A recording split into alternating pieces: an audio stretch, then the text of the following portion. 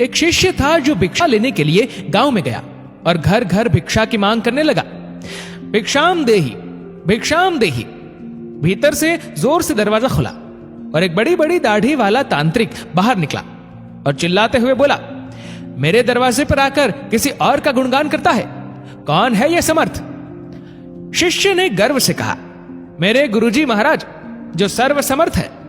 तांत्रिक ने सुना तो क्रोध में आकर बोला कि इतना दुस्साहस कि मेरे दरवाजे पर आकर किसी और का गुणगान करता है, तो देखता हूं कितना सामर्थ्य है तेरे गुरु में। मेरा श्राप है कि तू कल का उगता सूरज नहीं देख पाएगा, अर्थात तेरी मृत्यु हो जाएगी। शिष्य ने सुना तो देखता ही रह गया और आसपास के भी गांव वाले कहने लगे कि इस तांत्रिक का दिया हुआ श्राप कभी भी व्यर्थ नहीं जाता। शिष्य उदास चेहरा लिए वापस आश्रम की ओर चल दिया और सोचते सोचते जा रहा था कि आज मेरा अंतिम दिन है, लगता है मेरा समय खत्म हो गया है। आश्रम में जैसे ही पहुंचा, गुरुजी महाराज हंसते हुए बोले, ले आया भिक्षा? बेचारा शिष्य क्या बोले।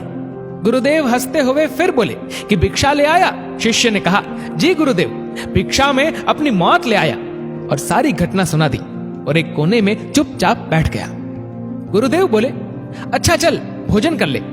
शिष्य ने कहा, गुरुदेव आप भोजन करने की बात कर रहे हैं और यहां मेरे प्राण सूख रहे हैं। भोजन तो दूर, एक दाना भी मुंह में न जा पाएगा। गुरुदेव बोले, अभी तो पूरी रात बाकी है, अभी से चिंता क्यों कर रहा है? चल ठीक है, जैसी तुम्हारी इच्छा।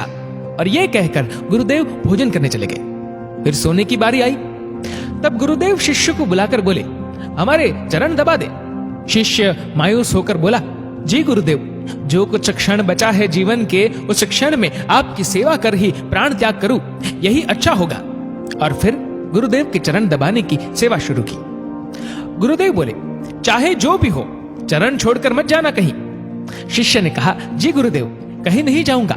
गुरुदेव ने अपने शब्दों को 3 बार दोहराए कि चरण मत छोड़ना, चाहे जो हो जाए। ये कहकर गुरुदेव सो गए। शिष्य पूरी श्रद्धा भावना से चरण दबाने लगा। रात्रि का पहला पहर बीतने को था। अब तांत्रिक अपने श्राप को पूरा करने के लिए एक देवी को भेजा जो धन से भरी थी, सोने चांदी हीरे मोती से भरी थी। शिष्य चरण दबा रहा था, तभी दरवाजे पर वो देवी प्रकट हुई और कहने लगी कि इधर आओ और ये सोने चांदी से भरा ये पात्र ले लो। शिष्य भी बोला, जी मुझे लेने में कोई परेशानी नहीं है, लेकिन क्षमा करें, मैं वहां पर आकर नहीं ले सकता हूं। अगर आपको देना ही है तो यहां पर आकर दे दीजिए। वो देवी सुनी तो कहने लगी कि नहीं नहीं, तुम्हें यहां आना होगा, देखो कितना सारा है। शिष्य बोला, नहीं, अगर देना है तो यहीं आ जाइए। तांत्रिक अपना पहला पासा असफल देख दूसरा पासा फेंका। रात्रि का दूसरा पहर बीतने को था। शिष्य गुरु महाराज जी के चरण दबाने की सेवा कर रहा था। तांत्रिक ने इस बार मारने के लिए उस शिष्य की मां का रूप बनाकर भेजा। शिष्य गुरु के चरण दबा रहा था, तभी दरवाजे पर आवाज आई, बेटा तुम कैसे हो? शिष्य ने अपनी मां को देखा तो सोचने लगा, अच्छा हुआ जो मां के दर्शन हो गए, मरते वक्त मां से भी मिल ले। वो औरत जो मां के रूप धारण की थी बोली, आओ बेटा गले से लगा लो, बहुत दिन हो गए तुमसे मिले। शिष्य बोला, क्षमा करना मां, लेकिन मैं वहां नहीं आ सकता क्योंकि अभी गुरु चरण की सेवा कर रहा हूं, मुझे भी आपसे गले लगना है, इसलिए आप यहीं आ जाओ। फिर वो औरत देखी कि चाल काम नहीं आ रही है तो चली गई। रात्रि का तीसरा पहर बीता और इस बार तांत्रिक ने यमदूत रूप वाला राक्षस भेजा। राक्षस पहुंचकर शिष्य से बोला कि चल तुझे लेने आया हूं, तेरी मृत्यु आ गई है, उठ और चल। शिष्य भी जल्लाकर बोला, काल हो या महाकाल, मैं नहीं आने वाला। अगर मेरी मृत्यु आई है तो यहीं आकर ले जाओ मुझे, लेकिन गुरु के चरण नहीं छोड़ूंगा, बस। फिर राक्षस भी चला गया। सुबह हुई, चिड़िया अपनी घोंसले से निकलकर चहचहाने लगी, सूरज भी उदय हो गया। गुरुदेव महाराज जी नींद से उठे और बोले कि सुबह हो गई। शिष्य बोला, जी गुरुदेव सुबह हो गई।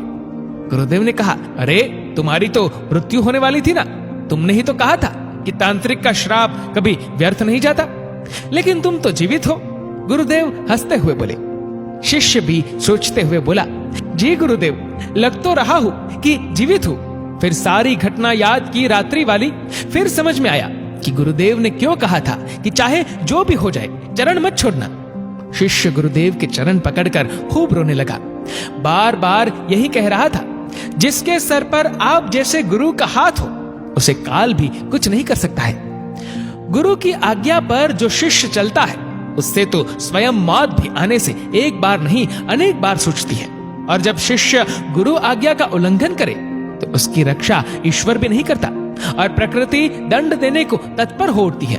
स्वयं भगवान श्री कृष्ण गुरु की आज्ञा सिर पर ले चले, स्वयं प्रभु राम गुरु की आज्ञा पर चले। सद्गुरु में ही सामर्थ्य है कि वो प्रकृति के नियम को बदल सकते हैं जो ईश्वर भी नहीं बदल सकते हैं, क्योंकि ईश्वर भी प्रकृति के नियम से बंधे होते हैं, लेकिन सद्गुरु नहीं। दोस्तों, इस वीडियो को लेकर आपकी क्या राय है नीचे कमेंट करके जरूर बताएगा। और अगर आपको वीडियो अच्छा लगा हो तो इस वीडियो को लाइक करेगा, शेयर करेगा ज्यादा से ज्यादा लोगों तक। और ऐसी ही और भी स्पिरिचुअल कहानियों के लिए हमारे चैनल को आज ही सब्सक्राइब करिए और हमारे फेसबुक पेज को आज ही फॉलो करें। धन्यवाद।